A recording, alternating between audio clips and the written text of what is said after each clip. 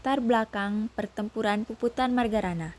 Bermula dari perundingan Linggarjati antara Belanda dan Indonesia pada tanggal 11 November 1949 yang menguntungkan pihak Belanda.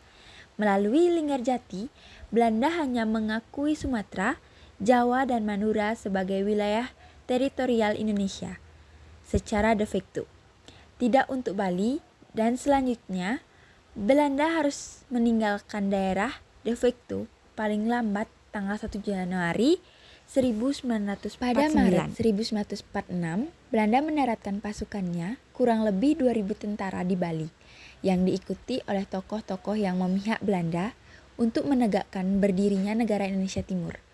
Keadaan ini membuat suhu perpolitikan dalam negeri goyah, karena sebagian besar pihak menilai perjanjian Linggarjati merugikan bangsa Indonesia. Rakyat Bali kecewa karena berhak menjadi bagian dari Kesatuan Republik Indonesia.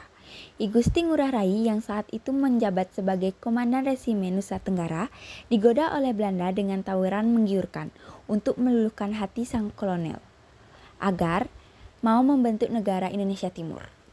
I Gusti Ngurah Rai yang saat itu berusia 29 tahun lebih memilih Indonesia sebagai tanah airnya. Pada tanggal 18 November 1946, I Gusti Ngurah Rai bersama pasukannya Ciung Wanara melakukan perlawanan dan berhasil memperoleh kemenangan dalam penyerbuan Tangsi Mika di Tabanan. Karena geram, kemudian Belanda mengarahkan seluruh pasukannya di Bali dan Lombok untuk menghadapi perlawanan I Gusti Rai dan rakyat Bali. Kronologi pertempuran Puputan Margarana.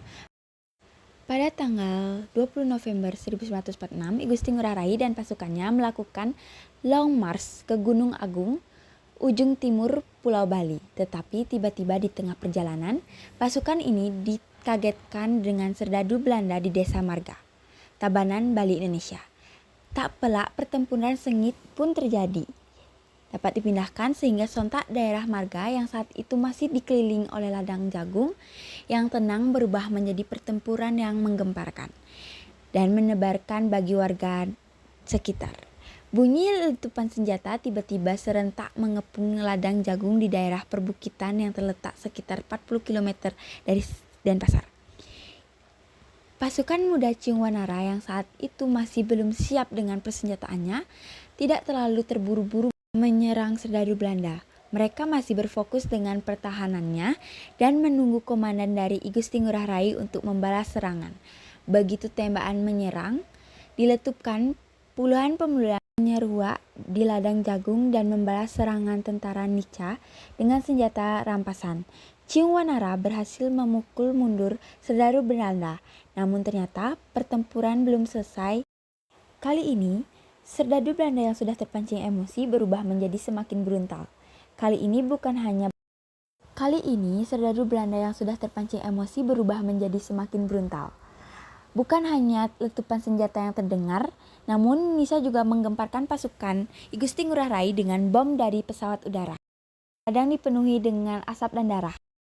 Perang habis-habisan inilah yang kemudian mengakhiri hidup I Gusti Ngurah Rai. Peristiwa ini dicatat sebagai peristiwa Puputan Margarana. Malam itu, tanggal 20 November 1946, di Marga adalah sejarah paling tonggak perjuangan rakyat Bali melawan kolonel Belanda demi nusa dan bangsa. Tokoh pertempuran Margarana yaitu Kolonel I Gusti Adimerta, Kolonel TNI Adimerta I Gusti Ngurah Rai.